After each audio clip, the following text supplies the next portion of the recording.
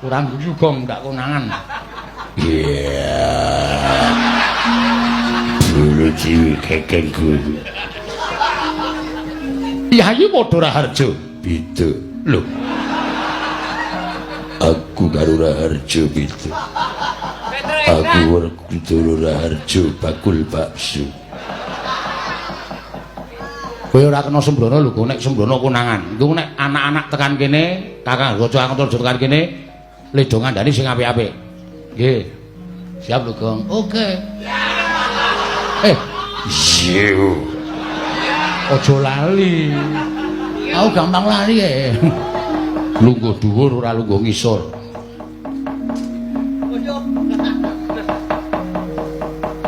Wah, kedhuwuren. Pakde Baladewa rada mundur. Jenananggan. Loh, Werkudara ngapa? Ngidak sikilku. Iki iso badar iki ora. Wis ya. Ngono wae aku tak ambles bumi engko nek Kakang Garukaca Kakang Antarja tekan kene kandhanono utawa kowe ngaku Baladewa tenan. Ngono do bingung senenono. Nek do muni arep nyekel Petruk karo Bagong terus kowe muni, "Kowe ki edan kowe." Petruk Bagong ki abdimu. Lah kok arep cekel sing ngakon sapa? Engko nek kono muni, "Kowe ora ngawuh, iki wakmu." Wis pokoke kowe ngerti dhewe sutradarane. Yo, anu nggih, heeh. Siap. Siap lho, Gong. Oke. Suarane, Gong. Oke. Wah, aku ya arep ndelok ketoke kok kaya gayeng iki. Aku tak sok kadohan tak nonton.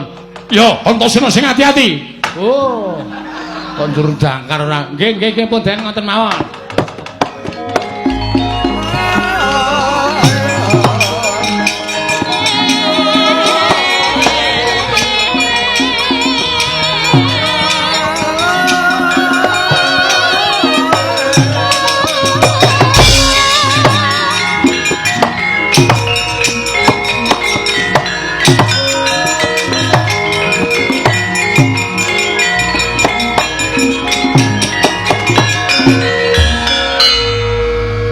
Jagat Dewa Bathara jagat pangestu karo.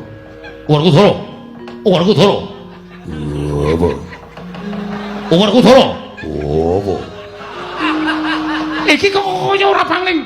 Iki anakmu Pringgondani. Dasar. Dasar apa? Dasar Baranyata. Darane mumet. Gatot. Piye? Gatot. Iya, anakmu Gatotkaca. Tutupono. Tutuka kok Tutupono. Tutupo. Dong aturaken bekti kula Kunjawa, Gatotkaca tak tampa. Pangestune wakmu Mandura tampanono. Kula pendhika jimat Rama Kyai. Kula aturaken bekti kula kunjuk. Jah bagus.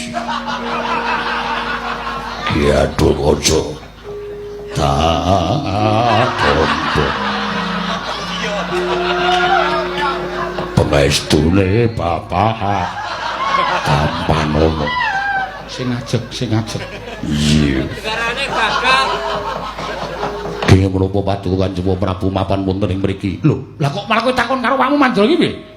Kala wau paring dawuh kula sepados nyandet lampahipun Petruk kalian Bagong. Kowe aja ngawuh gawar ngawur. Sing ngakon kowe nyandet ponokan Petruk Bagong ki sapa?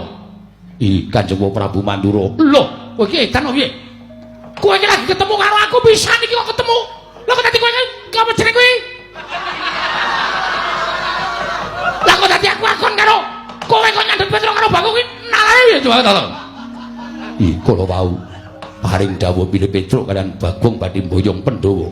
Nanging Pandhawa kantun papat. Lho, edan mencari papat. Iki monggo wonge 5. Iki. Lah kok menjadi papat?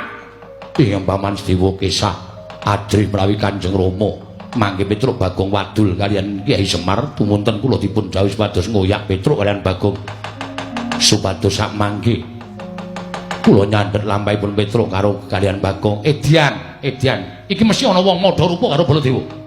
Mesti ana wong madha rupa karo Baladewa. Aku ora trima lakon iki. Aku ora rumangsa dawuh karo kowe. Gatot.